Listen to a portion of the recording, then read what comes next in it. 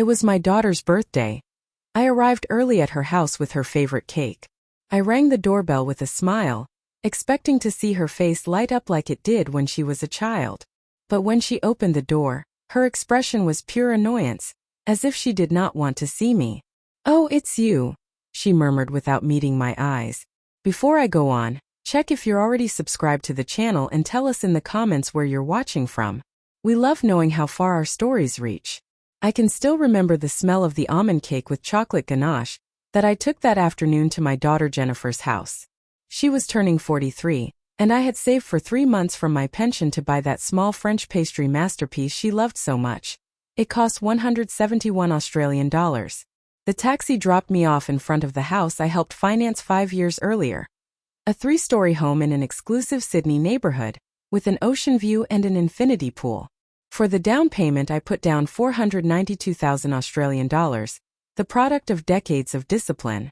I had gathered that money cent by cent over 45 years as a university professor, working extra hours and tutoring on weekends. I smoothed my turquoise dress, new for the occasion, and rang the bell again, balancing the cake in one hand and in the other, a small silver package containing a string of pearls that had belonged to my mother. 3 generations of strong women, I thought. What a beautiful legacy to give. The door opened, but Jennifer's face did not light up the way I had expected. Our eyes barely met before she went back to the phone she was holding. "Oh, it's you," she repeated, stepping aside so I could come in. No kiss, no hug, as if I were a delivery person. "Happy birthday, sweetheart," I said, forcing my voice cheerful. "I brought your favorite cake and a little present." Jennifer let out a long sigh, as if my presence were an annoyance she had to tolerate. "Leave it on the kitchen table. I have to finish this call." I walked alone to the Italian marble kitchen, another gift of mine when they renovated the house, and set the cake carefully on the counter. Through the window I saw the twins, my 11-year-old grandsons, playing in the pool with their swim instructor. They didn't even notice I had arrived. I stood there, listening to the house echo and feeling like a stranger in a place where I clearly wasn't welcome. 15 minutes later Jennifer came into the kitchen. She looked immaculate as always, perfect color in her hair, flawless makeup, freshly manicured nails. Much of that was supported in part by the Harmony Aesthetics clinic I financed for her 8 years earlier. It had been $27,282 Australian so she could pursue her dream of becoming an entrepreneur. She opened the fridge, took out a bottle of sparkling water and without looking at me asked, "Did you come just to drop off the cake? Or are you staying for dinner too?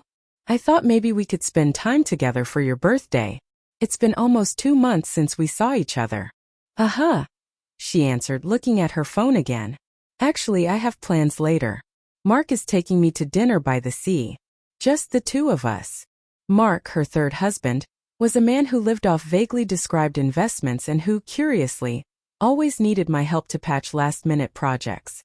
The last time had been only 3 weeks ago, $225,500 Australian for an alleged import business that couldn't wait. Money I had taken from my savings meant for medical treatment. "I understand," I replied, trying to hide the pain in my voice. "Maybe we can have lunch tomorrow then?" Jennifer rolled her eyes and finally looked me in the face. Her expression was tight, as if she had been holding something back for a long time. "Mom, we need to talk," she said, pointing to the high stools at the island. "Sit down." I obeyed, a knot tightening in my stomach. I knew that tone. The same one she used as a child just before she let loose some cruel line to test me. "I've been thinking a lot," she began, turning the glass slowly between her fingers. "About the birthday, about life, about what would truly make me happy." I nodded, trying to sound encouraging. "Of course, honey. Tell me what you want. Maybe I can help." Jennifer put the glass down with a dull thud and looked me straight in the eyes. What I saw there chilled me to the bone. It wasn't love, not even passing irritation. It was contempt. "The only thing I'd like as a birthday gift," she said slowly, articulating each word with calculated coldness, "is for you to disappear from my life. Better yet, for you to die." The world stopped. I felt the air leave the room. I tried to speak, but my throat closed. It was as if someone had struck me in the chest. "What?" I managed to whisper. "You heard me," she continued, already with an icy calm. "I'm tired of you, Mom. Your constant calls, your unexpected visits, your habit of sticking your nose into my life with outdated advice, and your unbearable emotional neediness. My hands began to tremble uncontrollably. 74 years of life, 43 of them as her mother, and I had never imagined hearing something like that from my only child. Jennifer, I managed through tears. I'm your mother. I gave you everything. I sacrificed everything for you. Exactly, she exclaimed, standing up. That's why you smother me. I can't breathe with your constant presence. I need space. I need freedom. I want to live my life without your expectations and your drama. I looked at the cake, the candles still in the box, waiting to be lit. Everything I had imagined for the day, hugs, laughter, shared memories, dissolved like smoke. But daughter, I tried once more. I only want to be close to you, to be part of your life. You are everything I have. And that's exactly the problem, she replied, crossing her arms. That I am everything you have. Fix your life and leave me alone. I got up from the stool. My legs shook and I feared I would fall. I took my purse and the small package with the pearl necklace. The cake would stay. Maybe the twins would enjoy it even if their mother could not. I can't believe you'd say this to me, I murmured. After everything I did for you. Everything you did, she laughed sarcastically. You did for yourself, to feel needed, to control my life. I'm not a child anymore and I don't need you hovering over me. I walked to the door, each step stealing years from me. In the doorway I turned for the last time, hoping to see a trace of remorse in her eyes, some spark of that sweet child I'd raised with so much love. But I saw only impatience, a desire for me to leave so she could carry on with her life, free of the burden I apparently represented. Happy birthday, Jennifer. I whispered and I left, closing the door gently behind me. What my daughter didn't know as she watched me walk away on that sunny afternoon was that she had just sparked something that had been sleeping for decades. It wasn't a flame of self-destruction but of rebirth. The taxi dropped me off in front of my small two-bedroom apartment downtown, a modest place I had bought with the money from selling the family home after my husband died 20 years earlier. I stumbled inside, set my purse on the floor and collapsed onto the worn sofa, the same one where I had rocked Jennifer as a baby, where I read to her every night, where I dried her tears after every disappointment. Her words echoed in my head like a cruel refrain. That you should die. My own daughter had wished for my death as a birthday gift. The pain was physical, a crushing weight on my chest that made it hard to breathe. I spent the night awake, replaying every moment, every sacrifice, every cent I had put into her over 4 decades. When my daughter was 5 and was diagnosed with severe asthma, I worked extra shifts at the university to pay for the specialized treatments that insurance did not cover. It came to $1,403 in consultations and medicines. I obtained that money by selling the wedding jewelry my husband had given me. At 16, when she wanted to do an exchange program to the United States, I mortgaged this very apartment to cover the $47,530 for the program. Thank you, Mom, she told me then, hugging me tightly at the airport. You are the best mother in the world. Words that now sounded like they belonged to another life, another person. At university, when Jennifer decided to change majors 3 times, from law to architecture and then to business administration, I paid for every semester without a single complaint. In total it was $37,416. I earned that money by giving extra classes on weekends and holidays, sacrificing any personal life I might have had. When she married her first husband, an extravagant ceremony for 300 guests at the city's finest hotel, I was the one who paid for everything. It was $61,500. The designer dress, the imported flowers, the orchestra, the gourmet banquet. It's the happiest day of my life, Mom, she said, radiant in her princess gown. And all thanks to you. The divorce came 2 years later, followed by a second wedding even more expensive, which also ended in less than 3 years. Then came Mark, the current husband, the 3-story house, the aesthetic clinic, the luxury car I helped finance when the previous one broke down. That came to $151,700. The twins' private bilingual schools cost $3,742 per trimester. At dawn I began to do the math. I found an old box where I kept all the receipts, transfer slips and contracts I had signed over the years, Not out of distrust but out of organization. An old math teacher never loses her habits. Sitting at the kitchen table with a cup of tea gone cold because I had no heart to drink it, I began to write down every figure, every date, every reason. The total left me stunned. More than $1,187,933 over 43 years. Almost 3 million sols I had devoted to my daughter's happiness. And all of that to hear that her greatest wish was for my death. Something strange happened as I looked at those numbers. The sharp pain of the night began to transform into something else. It was not rage, although that was there too, but a crystalline clarity I had never felt before. A deep understanding. I had been manipulated for decades by someone who saw my love as a utility, not as a sacred bond.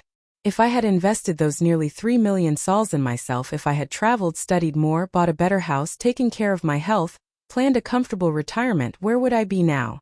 Certainly not in this small apartment, counting cents from a diminished pension, postponing medical treatments to keep helping a daughter who had wished me dead. At 6 in the morning I did something I had never done. I took out my phone and blocked Jennifer's number. Then I blocked Mark's. After that, every number in their family. It was a small gesture, but symbolically powerful. My first act of self-protection in 4 decades. I took a long bath, put on my best outfit, trousers and a blazer I almost never wore to save money, and left the house with a clear purpose that, for the first time in years, had nothing to do with my daughter. First stop, the bank. The same bank where Jennifer and I had a joint emergency account, into which I regularly deposited small sums for any unforeseen expenses in her life. An account that, at that moment, had a balance of 14,031 Australian dollars. "Good morning, Mrs. Margaret," greeted the manager, Mr. Johnson, who had known me for years. "How can I help you?" "I want to close the joint account, number 4N-526-789-1, I answered with a calm that surprised me. "Are you sure? That account has a considerable balance," he warned, consulting the computer. "Absolutely sure," I confirmed, signing the forms with a steady hand. "I want to transfer all that money to my personal account, please." Seeing those 14,031 Australian dollars returned to my own account gave me a strange sense of power I hadn't felt in decades. It was only the beginning. Second stop, the mortgage financing office. When Jennifer and Mark bought the house by the sea, I not only paid the down payment, I also signed as guarantor on the loan. That meant that if they could not pay, the responsibility fell on me. But it also meant that I had rights regarding that property. "Mrs. Margaret," the loan officer, Mrs. Carter, greeted me with a smile. "What brings you in today?" "I want to review the terms of the contract where I appear as guarantor," I explained. "I need to understand exactly what my rights and obligations are." While she searched for the documents, I remembered the day I signed. Jennifer cried with emotion. "Thanks, Mom. You are our guardian angel. I love you so much," she said, hugging me tightly. Mark also thanked me, promising they would never miss a payment. "Here is all the documentation," Mrs. Carter said, placing a thick folder in front of me. "As guarantor, you are responsible for payments if the borrowers cannot make them. But you also have the right to claim the property if you consider the debtors will not be able to meet their obligations." "Exactly," I replied, reviewing each page carefully. "What would be the next steps if I decided to exercise my rights as guarantor?" "You would need to demonstrate a risk of default or significant payment delays." What she did not know, and what Jennifer had told me without meaning to the previous week, was that Mark had recently lost a considerable sum in a failed investment and that they were already behind on the last mortgage payment. It was information she shared lightly, perhaps expecting that I, as always, would offer help. "Perfect," I murmured, taking copies of all the important documents. "And if I wanted to start that process?" Mrs. Carter looked at me with curiosity, though she remained professional. "I can schedule a meeting with our legal department if you wish." "Please do." Leaving the office, I felt a strange lightness, as if I were floating above the city's hot sidewalks. For 43 years I had lived for Jennifer. I sacrificed my dreams, my money, my time, my health, everything to give her the life she wanted. And the result? That she wished for my death as a birthday gift. My next stop was a place I had not visited in years. New Horizons Travel Agency, specialized in new beginnings for older adults. I had kept one of their brochures for a long time, secretly dreaming about possibilities that always seemed out of reach. "Good afternoon," greeted me a young advisor named Emily. "How can I help you?" "I saw your program about retirees abroad," I replied, sitting down at her desk. "I'd like full information on how a 74-year-old woman can start a new life in New York." The following days were a roller coaster of emotions and quiet preparations. Each morning I woke with a mix of pain, determination, and something I had not felt in a long time, hope. It was as if I had awoken from a long trance in which I had lived only to satisfy my daughter's whims. Now, at last, I was living for myself. On Tuesday, my phone rang insistently. It was Jennifer. I ignored the call. She called me 5 more times, leaving increasingly irritated messages. "Mom, I need to talk to you." "Mom, are you okay? Why aren't you answering?" "Mom, the twins have a school presentation on Thursday, and we need you to stay with them in the afternoon." "Mom, I'm starting to worry." The irony was obvious. The same woman who had wished for my death as a birthday gift was now worried because I did not respond, not because she missed me or cared about my well-being, but because she needed me for something. On Wednesday, my neighbor and lifelong friend, Helen, a 70-year-old woman who had silently witnessed my sacrifices for Jennifer for decades, came to visit me. "Margaret," she said, sitting in my living room with a cup of coffee, "you look different. Has something happened?" I told her everything. Every hurtful word from Jennifer's birthday. Every detail of the plans I was making. Helen listened silently, her eyes gradually filling with tears. "My God, Margaret," she murmured when I finished. "I can't believe Jennifer said something so cruel after everything you did for her." "The most painful thing," I explained, "is that she said it as if it were the most natural thing in the world. As if I were a nuisance that needed to be put aside." "And are you really going to New York?" "Yes," I answered firmly. "I already bought the ticket. I'm leaving next week." Helen gently took my hands. "You know I'm here for whatever you need, right? What Jennifer did is unforgivable." "There is something else," I said in a low voice. "I will need your help for something very special." I explained my complete plan. I wanted Jennifer to believe that I had died, at least for a while. Helen would be my accomplice, the one who would discover my empty apartment and the farewell letter I would leave behind. "It's brilliant," she murmured with a complicit smile. "That ungrateful girl will finally understand what it means to lose you. Shall I help?" "Of course," I replied. "I think it's exactly what Jennifer needs to wake up." That night I worked on the most important letter of my life, the one that would change everything forever. I wrote and rewrote every sentence, making sure to say exactly what I wanted. "My dear Jennifer," I began. "You asked me as a birthday gift to disappear from your life, and I have decided to grant you that wish. When you read this letter, I will already be far away, beginning the life I should have lived decades ago instead of sacrificing everything for you." I kept writing for hours, documenting every cent I had spent on her, every sacrifice, every opportunity one had lost by always being available for her needs. But it was not a resentful letter. It was didactic. I wanted her to understand exactly what she had lost. "Along with this letter," I continued, "you will find all the legal documents I signed this week, the change in my will, the cancellation of your supplemental health insurance that I had been paying, the notification that, as guarantor of your mortgage, I have decided to exercise my rights due to your recent financial instability, and the termination of all the benefits you received from me." It was 18 pages that detailed with precision everything that would change in her life now that I was disappearing just as she wished. "Your life will be much easier without me," I concluded. "But it will also be much more expensive. I hope it is worth it to you."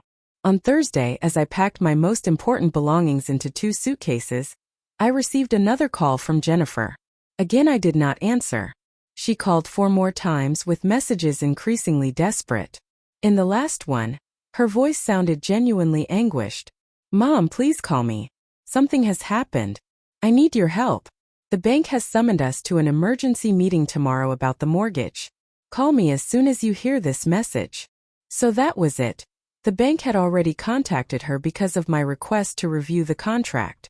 Reality was beginning to set in. On Friday, Mark showed up at my door. He was exhausted and desperate, with dark circles under his eyes and an unshaven beard. A very different image from the always elegant and confident man I knew. "Margaret," he said pleadingly, "Jennifer told me what happened between you two. I know what she said was terrible, even unforgivable. But please don't do this to our family." "Do what?" I asked, feigning innocence. "The bank says you are starting a process to take the house because of the missed mortgage payments." "Please, Margaret. It was just 1 month. I had problems with some investments, but I'll fix it, I promise." It was revealing. When Jennifer wanted to get rid of me, I was a burden. When they realized I held the reins of the finances that sustained their luxurious life, suddenly I became important again. "Mark," I said calmly, "your wife was very clear with me. My presence in her life is a burden she no longer wants. I am only respecting her wishes. You know how Jennifer is when she's angry. She didn't mean it. She didn't mean it, and yet she sounded very convincing when she wished for my death as a gift." Mark lowered his head. He had no defense for the indefensible. "Please," he insisted, "give me a chance to fix it. I'll talk to Jennifer. I'll make her understand." "It's too late," I replied, slowly closing the door. "Give my grandsons a kiss from me." Saturday was my last day in the city where I had spent my entire life. I walked through the places that had been important: the university where I taught for 38 years, the park where I took Jennifer as a child, the church where I married her father. It was my silent farewell to a life lived for others. On Sunday I would begin a life that, at last, I would live for myself. Early Sunday morning, Helen knocked at my door, just as we had agreed. She brought fresh coffee and a conspiratorial smile that filled me with energy. "Ready for your big escape?" she winked. "More than ready," I replied, moving my 2 suitcases to the doorway. "Do you have the spare keys to my apartment?" "Here they are," she said, showing the keyring I had given her the night before. "And I also have the letter for Jennifer, and all the documents you're going to leave." We had planned everything in detail. Helen would wait until Tuesday to go to Jennifer's apartment and deliver the papers, pretending that she had found my place empty and had grown worried about my disappearance. "Remember," I told her as we waited for the taxi, "you have to look genuinely worried. Tell her you spent 2 days calling me with no answer, that you knocked on my door and I didn't open, and that when you used the emergency keys you found the apartment empty, and the letter. Don't worry, Margaret. I was a community theater actress for 20 years. This will be the performance of my life," Helen assured me with a mischievous smile. The taxi arrived promptly at 6 in the morning. As the driver loaded the suitcases, I looked at my apartment one last time. I had lived there for 15 years, and yet I felt no nostalgia. It was as if I were finally freeing myself from a prison I had built with my own hands. "To the airport?" the driver asked. "To the airport," I confirmed, and I felt that those 2 words opened the door to my new existence. The flight to New York was long but peaceful. For the first time in decades, no one knew where I was. No one could call me asking for favors, money, or time. It was an intoxicating sense of freedom I hadn't felt since before I became a mother. During nearly 12 hours in the air, I wrote in my journal everything that had happened in the last week. Every detail, every emotion, every decision that had brought me to that suspended moment between a past of self-denial and a future of self-discovery. For the first time in 43 years, I wrote, "I am doing something completely for myself, without calculating how it will benefit Jennifer." It was frightening and liberating at the same time. I arrived in New York on Monday morning local time. A representative of the travel agency was waiting at the airport with a sign bearing my name. He was a young, kind man named Michael, who spoke with a noticeable accent. "Mrs. Margaret."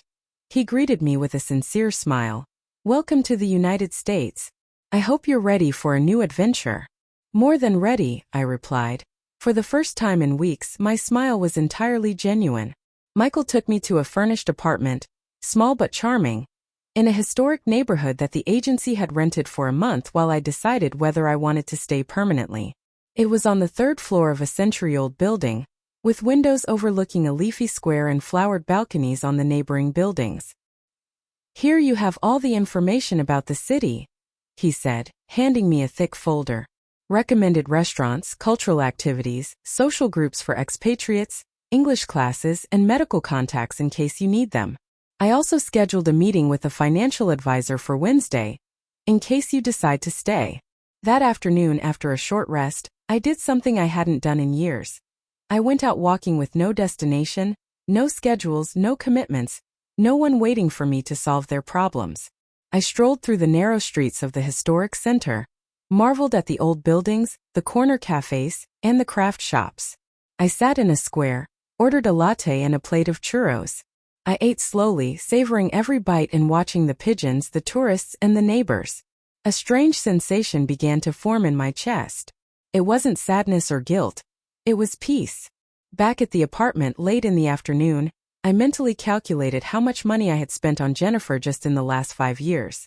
Between the down payment on the house, the payments for the aesthetic clinic, the car, the twin schools, and the endless emergencies, it had been at least 943,000 Australian dollars. Money I could have used to travel, to live comfortably, to fulfill dreams postponed for decades. Instead, I had given it all to a daughter who saw my love as a burden and my presence as a nuisance. At 8 in the evening New York time, I calculated it would be 2 in the afternoon in Sydney. Helen would be preparing to go to Jennifer's apartment and deliver the letter that would change everything. I sat on the small balcony of my temporary apartment, drank a glass of red wine and waited. I knew that in a few hours my phone would start ringing desperately. Jennifer would finally understand what it meant to lose me. At midnight, the phone vibrated insistently. It was Jennifer. I let it ring until it stopped. Then it rang again and again. On the 5th attempt I answered. "Mom," she cried, sobbing. "Where are you? Helen came to the house with a letter from you. Says you disappeared. What's happening? What madness is this?" "Hello, Jennifer," I answered calmly, looking at the lights of the old city. "Did you read the letter?" "Yes, I read it. Have you lost your mind? How could you do this to us? Where are you?" "I am exactly where I need to be, far away from you, just as you wished." "I didn't mean that. I was just angry, frustrated." There it was, her usual tactic. Minimize the damage and make me feel guilty for responding to her cruelty. "Didn't you mean it when you said your greatest birthday wish was for me to die?" I asked. "Because you sounded very convincing." "I was just stressed. Mark lost money in an investment. The kids are giving us trouble at school. The clinic isn't doing well. I shouldn't have taken it out on you." "You're right. You shouldn't have. But it's already said, and words cannot be unsaid. Please come back. We need you." "I need you." How interesting, now she needed me. Now that she had read the letter with all the benefits she was losing, now that she understood she might lose the house, that she would have to pay for her supplemental health insurance and find someone to care for the twins when she wanted to go out. "Do you need me, or do you need my money?" I asked directly. There was a long silence. "I need you," she finally murmured, but her voice didn't sound convincing. "Jennifer," I said firmly, "for 43 years I lived for you. I sacrificed my dreams, my money, my time, and my opportunities. When I finally needed to feel loved and valued, you told me you would rather I were dead." Those words broke my heart in an irreparable way. "I'm so sorry, Mom. Really. Apologies are not enough. The damage is done. And you know what?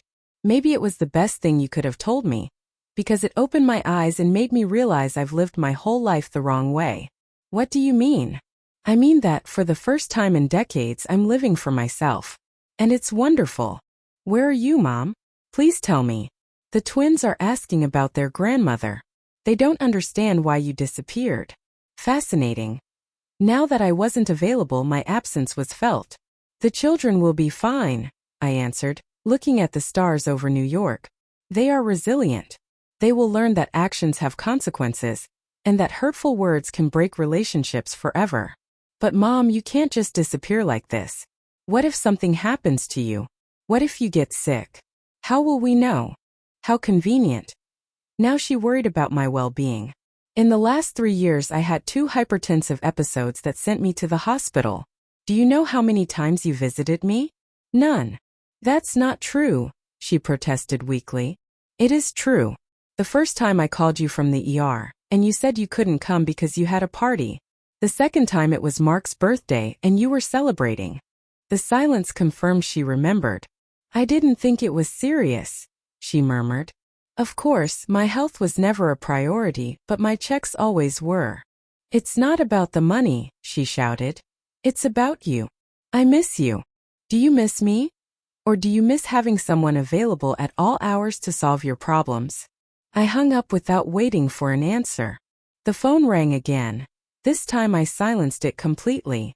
I needed peace to enjoy my first night of freedom in a new country. The following days were a continuous discovery, not only of New York but of myself. There were parts of my personality, interests, and desires that had been dormant for decades, while I lived only for Jennifer. I discovered that, little by little, my interests were awakening like flowers after a long drought.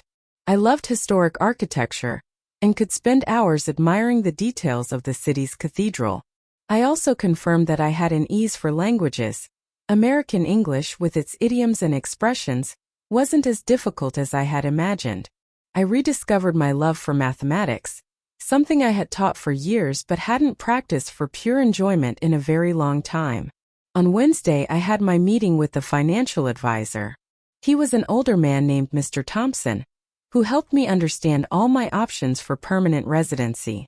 "With your current savings and your Australian pension," he explained, "you can live comfortably here for many years. The United States has excellent healthcare coverage for foreign retirees, and the quality of life in New York is exceptional."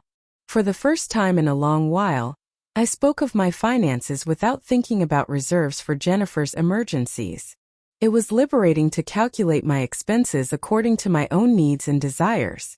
"You could also invest part of your savings here in the United States," Mr. Thompson continued. "The returns are stable and safe. In about 5 years, you could significantly increase your assets if you invest prudently." Increase my assets? How many times had I had that opportunity, and yet chose to spend the money on my daughter's whims instead? "Is there anything else I should know?" I asked. "We have many clients in similar situations," he added with a compassionate smile. "Older people who come here seeking a new beginning after complicated family relationships. You're not alone." That comforted me deeply. I wasn't the only mother manipulated and then discarded by ungrateful children. There was an entire community of people who chose their own happiness over the toxic demands of their families. On Friday, I joined a walking group for older expatriates. We were 12 people, all between 65 and 80, eager for adventure and new experiences. During the walk through the hills surrounding the city, I began talking with a woman named Sylvia, a 76-year-old Italian who had arrived in the United States 3 years earlier. "What brought you here?" she asked as we looked out at the view. "A daughter who, as a birthday gift, told me she'd prefer I were dead," I replied without filters. I no longer had the energy to sugarcoat reality. Sylvia's eyes widened. "Really?" "Completely. After financing her house, practically raising her children, and sacrificing my retirement for her needs, she told me my presence was a burden." "My God," Sylvia murmured. "And what did you do?" "I disappeared from her life. And here I am." She smiled with admiration. "You're very brave. It took me 7 years to decide to distance myself from my toxic family. My son and daughter-in-law treated me like a walking ATM. The rest of the way we shared stories. Sylvia had come to the United States when she realized her adult children only sought her out to pay for vacations, new cars, or whims. When she set limits, they called her selfish and threatened not to let her see her grandchildren. "The first months were hard," she confessed as we descended a wooded path. "The guilt consumed me. I thought maybe it was true, that a good mother must always sacrifice herself. And what changed? I realized they never asked if I was happy, if I had enough for my own needs, or if so many sacrifices were harming me. They only cared about what I could give them. That's not love, Margaret. It's exploitation." Her words resonated deeply. For decades I had confused emotional manipulation with filial love, constant demands with genuine need. At the end of the walk, Sylvia invited me to a bi-weekly support group. Older women who had made the difficult decision to prioritize their well-being over toxic family expectations. I accepted without hesitation. That night I turned on my phone for the first time in 3 days. There were 78 missed calls and 32 messages. Most were from Jennifer and Mark, though there were also unknown numbers, probably friends recruited to locate me. I read the messages in order, watching my daughter's panic grow. At first they were emotional. "Please, Mom, come back. We need you. The kids are crying for you." Little by little they became more desperate and financially focused. "The bank called us for another meeting. They say you asked to review the contract as guarantor. They can't take the house over a misunderstanding." By the fourth day the messages were already aggressive. "This is ridiculous, Mom. You're ruining our lives over a tantrum. Act like an adult and come back." And finally came the purely desperate ones. "I called hospitals, the police, your friends. No one knows where you are. If something happens to you, it will be my fault. Please say you're okay." It was revealing. At no point did Jennifer truly apologize for wishing me dead. She did not acknowledge the cruelty of her words nor show real remorse. Everything revolved around the consequences of my absence for her. I decided to answer one last message. "I am perfectly fine and happier than I have been in years. What you are experiencing are the natural consequences of your actions. I hope it helps you value the ones you love before it is too late with other people." The reply came immediately. "Please, Mom, we can fix this. I promise never to say horrible things again.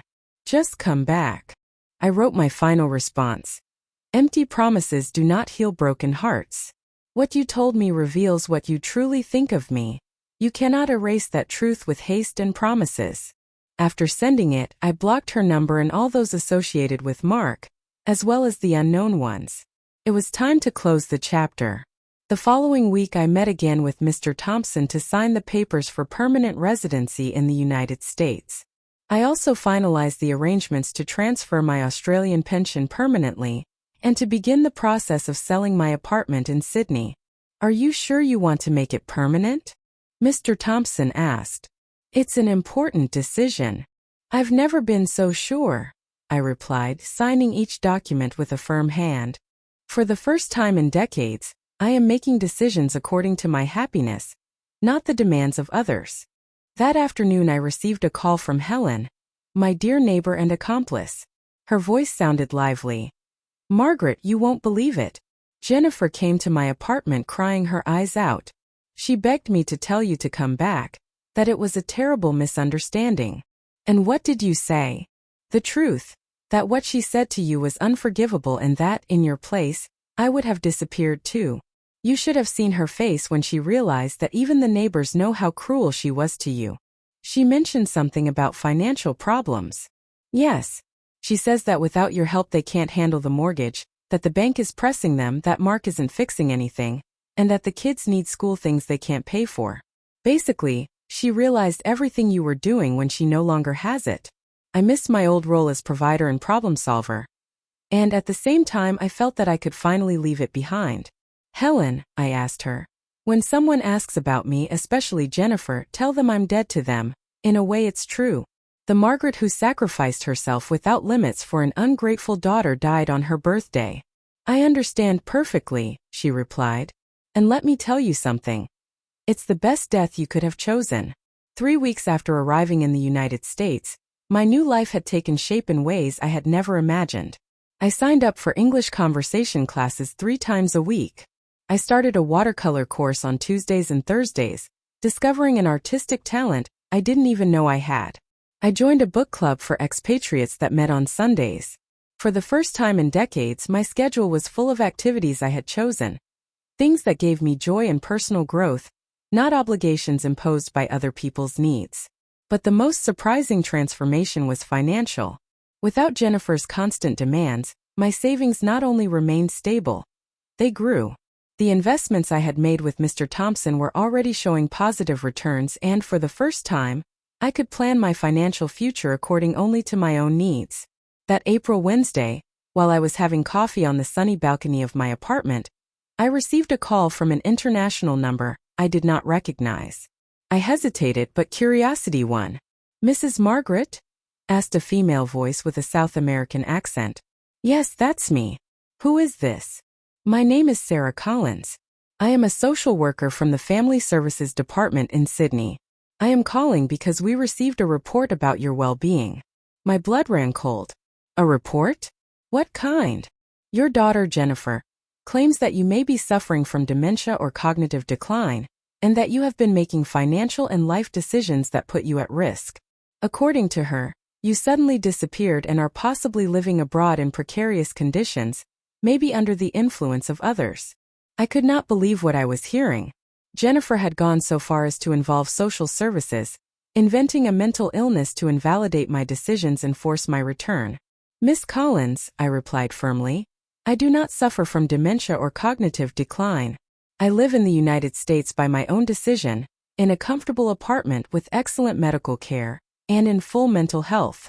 My daughter's allegations are false. I understand your position, Mrs. Margaret, but we must verify your well-being. Would it be possible to coordinate a medical and psychological evaluation through the Australian consulate in New York? Of course, I said without hesitation. I am willing to undergo any evaluation that proves my lucidity. After coordinating the details, I hung up with a mix of anger and disbelief. Jennifer had crossed a line of no return. Not only had she wished for my death, now she was trying to destroy my credibility to regain control over my money and my life. I immediately called my lawyer in Sydney, Attorney Davis, who had helped me with all the paperwork before leaving. Margaret, he greeted me with concern. I'm glad to hear from you. I've had a very busy week with your daughter. I can imagine. I just spoke with social services. Jennifer accuses me of dementia. That's not all, he sighed. She also hired another lawyer to contest the legal changes you signed before you traveled. She claims you were not in your right mind. Can she do that? She can try, but without solid grounds. I have recordings of our conversations where you demonstrate full clarity. Besides, the fact that you planned your departure carefully and are living independently in the United States contradicts any decline. What else has she tried? She attempted to access your accounts, citing concern, and tried to stop the process of reclaiming the house, but everything is legally supported, and she herself signed documents acknowledging recent financial problems. She has no arguments. Please file a defamation lawsuit, I said. Those lies about my mental state damage my reputation and my rights. With pleasure, he replied. It is time she faced consequences. 2 days later, I appeared at the Australian consulate in New York for medical and psychological evaluations. The designated physician, Dr. Miller, was an experienced professional who understood the situation instantly. Ma'am, he told me after a thorough 3-hour evaluation, not only are you in perfect mental health, but your decisions show admirable clarity and courage. Your daughter is trying to manipulate the system to regain financial benefits. We'll document this. Thank you, doctor. I will send a detailed report to social services making it clear that the allegations are unfounded and that you live independently and healthily. That same afternoon, the social worker called me. Ma'am, we have received the report from the consulate. It is evident that your daughter's allegations have no basis. We will close the case and notify Jennifer that her complaint has been dismissed. Thank you. Will it be recorded? Yes. It will be recorded that she filed a false report about the well-being of a relative, which may carry consequences if it happens again. Perfect. Not only had she failed in her attempt to invalidate my decisions, now there was official proof of her lies. That night I decided to do what I had been postponing. Write a detailed account of my experience, not for Jennifer, but for other women who might be enduring manipulation and emotional abuse from their adult children. I wrote for 4 hours, documenting every sacrifice, every manipulation, and every step to regain my dignity and my life. I titled the text, When Motherly Love Becomes Self-Destruction, My Story of Liberation at 74 Years Old. I sent it to a blog I had discovered, specialized in stories of older women who had found the courage to radically change their lives. A week later, I received an enthusiastic response from the editor, Linda Parker. Your story is powerful and inspiring. We are receiving hundreds of comments from women who fully identify with you. Would you be willing to participate in a video interview for our channel? I accepted without hesitation. It was time to use my experience to help others who feel trapped in toxic family dynamics. The interview was published 2 weeks later and went viral. Thousands of women shared accounts of adult children who manipulated them emotionally and exploited them financially. The comments were a catalog of pain and recognition. My 37-year-old son lives in my house, doesn't pay rent, and insults me when I ask him to look for a job, wrote one. My daughter only calls me when she needs money for her vacations. She never has time to visit me when I'm sick, shared another. I thought I was the only mother used by her own children, confessed a third. The most impactful moment came a week after the interview was published. I received an email from an address I recognized instantly. It was from Mark, my son-in-law. Margaret, he wrote, I saw your interview on YouTube. I need you to know that I completely agree with you. What Jennifer said was unforgivable. And the way she treated you for years was unacceptable. I witnessed how she manipulated and used you. But I never had the courage to confront her, because we depended on your financial help. He continued. I want you to know that the twins miss you very much and don't understand why you don't come anymore. Jennifer told them you are sick, but I think they deserve to know the truth when they are older. I read the message 3 times before deciding how to respond. At last, I wrote, Mark, I appreciate your honesty, but late apologies don't undo the damage done. I hope this experience helps you become a better husband and father and teach your children to value the people who love them before it is too late. It was the first time someone in my family publicly acknowledged the abuse I had suffered. It didn't change my decision to keep my distance, but it gave me a validation I had needed for years. My new life in the United States blossomed in unimaginable ways. I had genuine friends who valued me for who I was, not for what I could give. I rediscovered hobbies and passions. I had mental peace and financial stability. And most importantly, I had dignity. 6 months after my arrival, my life had taken a form I never dreamed possible. On a sunny spring morning, I received a call that would change everything once again. It was Helen, my neighbor and accomplice in Sydney. Margaret, she said cheerfully, you have to hear this. Jennifer lost the house. My heart stopped for a moment. Despite everything, part of me still worried about my grandchildren. What exactly happened? The bank foreclosed last week. Mark couldn't recover the money he lost. They fell behind on more payments and, since you were the guarantor and exercised your legal rights, the bank proceeded. Jennifer came yesterday crying. The kids are fine. They moved into a small apartment on the other side of the city. Mark finally got a steady job in a travel company. He earns less than before, but it's secure. And Jennifer had to go back to the clinic, not as the owner but as an employee. The mix of feelings was strange. I didn't feel joy at her pain, but a deep satisfaction of justice. For the first time in her life, Jennifer was facing the real consequences of her decisions, without anyone rushing to save her. Anything else? I asked. Yes, Helen continued. She asked if I knew how to contact you. She says she wants to apologize sincerely, and that she finally understands everything she lost when she lost you. And what did you tell her? That there are wounds too deep and words that cannot be unsaid. I told her you are flourishing in your new life and that probably, it's better for both of you if she doesn't try. That afternoon I received an unexpected call from Attorney Davis. Margaret, I bring important news, he said. Jennifer's house was sold by the bank, and since you were guarantor, you have the right to recover your initial investment plus interest. How much in total? Altogether, it amounts to $474,000.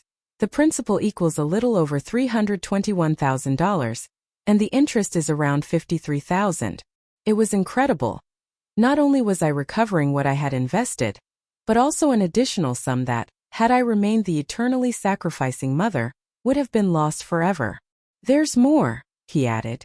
Your apartment in Sydney has finally been sold. After commissions and expenses, the net value is $110,000. In total, my recent income added up to $484,773. Assets I had long written off. With my savings and investments in the United States, my net worth exceeded $6,600,000. At 74, I was richer, in money and in peace, than ever before. That night I celebrated at my favorite restaurant in Times Square. I ordered the best champagne and toasted the brave woman who dared to start over when everything seemed lost. As I dined, I reviewed the path. I had started this journey as a mother broken by the cruel words of an ungrateful daughter. Now I was an independent woman, stable and surrounded by genuine friendships, living the life I had always wanted. The next day I decided to do something I had been weighing for weeks. Write a full book, not only my story but a practical guide for older women trapped in toxic family dynamics. I contacted an American publisher specializing in personal growth. The editor, a woman named Linda Parker, was immediately interested. "Margaret," she told me at our meeting, "your story touches on an issue that affects millions of women and is almost never discussed: emotional abuse from adult children." I spent the next 3 months writing When Love Hurts, Breaking Free from Family Emotional Abuse After 70. The book not only narrated my experience, it offered concrete strategies to recognize manipulation, set healthy boundaries, and find the courage to prioritize one's own well-being. The book was published 8 months later and became a bestseller in several countries across North America and Europe. The letters I received were moving. Women from all over the world wrote to me saying my story had given them the courage to make radical changes. "I read your book and understood that I'm not a bad mother for refusing to keep financing my 42-year-old son's irresponsibility," wrote Patricia from Chile. "Your story taught me that true love doesn't require self-destruction," shared Anna from Portugal. "After reading you, I sold my big house and moved into a small apartment I can afford without depending on my children. For the first time in years I sleep in peace," wrote Lorena from Argentina. But the letter that moved me most arrived a year after publication. It was from a young mother named Jessica. "Ma'am," she wrote, "I'm 32 and have a 67-year-old mother who has sacrificed her life for me and my siblings. Reading your book made me realize we've treated her the way Jennifer treated you. Your story opened my eyes. I was repeating a pattern that could destroy our relationship forever. Yesterday I called my mom, apologized for the years I took her for granted, and told her I want to help her fulfill her own dreams instead of expecting her to always be there for mine. Thank you for teaching me before it was too late." That letter made me cry with joy. My pain had served to prevent other families from going through the same destruction. 2 years after my arrival in the United States, I received a physical letter in my mailbox. The handwriting on the envelope was familiar, though I couldn't identify it right away. When I opened it, my heart raced. It was from my grandsons, now 13. "Dear Grandma Margaret," they wrote in the handwriting of adolescence, "Dad told us the truth about why you left. He said Mom told you very cruel things and that's why you decided to start a new life far away from us. We want you to know that we miss you very much, and that we understand why you left. We also want you to know that we are proud of you for being so brave. When we are older, we would like to visit you in the United States, if you want to receive us." The letter included drawings of me imagined as living happily in the streets of New York. I cried for an hour after reading it, not from sadness, but from the certainty that preserving my dignity had been the right thing to do, even if it meant distancing myself from people I love. I decided to answer them. "My dear grandsons," I wrote, "your words are the most beautiful gift I have received in years. I love you deeply and will always love you, no matter the distance. When you are older and can make your own decisions, the doors of my heart and my home will always be open. Until then, I want you to know that your grandmother lives a full and happy life, surrounded by beauty and peace. Keep the love you feel for me, and also learn from this experience. Words can build or destroy, and relationships are sustained by mutual respect, not one-sided sacrifice. I love you with all my heart." Today, 3 years after that terrible birthday that changed my life forever, I am sitting on the balcony of my new apartment in New York, purchased with my own money, while I write the final lines of my story and contemplate the city skyline. I am 77 years old with a net worth of more than $6,600,000, a best-selling book translated into 8 languages, dear friends all over the world, and an inner peace I never imagined I would feel again. Jennifer asked me as a birthday gift to disappear from her life. I granted her that wish in the most extraordinary way possible. What she never realized was that, by losing me, she not only lost a mother who loved her unconditionally, but also the person who had sustained her financial world for decades. Last week I received an email from Jennifer, the first direct contact in 3 years. "Mom," she wrote, "I read your book. I never imagined how much I hurt you, how much you sacrificed for me, how much I took you for granted all my life. I am not asking you to come back or to forgive me. I only want you to know that I finally understood what you were trying to teach me, even if in the hardest way.